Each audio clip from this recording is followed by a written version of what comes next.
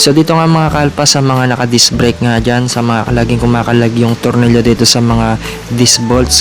So kailangan nyo nga palang bumili ng thread locker, lalong lalo na kung naka-big disc kayo at kapag lagi kayo nagbabiyahe pababa ng bundok. Ito pala yung thread locker glue screw. So ipapahid nyo lang pala yung tornilyo dito sa glue natin. So wag kayong mag-alala, madali lang yung application nito. Tanggalin nyo lang yung tornilyo na gusto nyong lagyan ng thread locker at ipahid nyo na nga yung thread locker dito sa tornilyo natin at boom, pwede nyo nang higpitan yung tornilyo dito mga kalpa.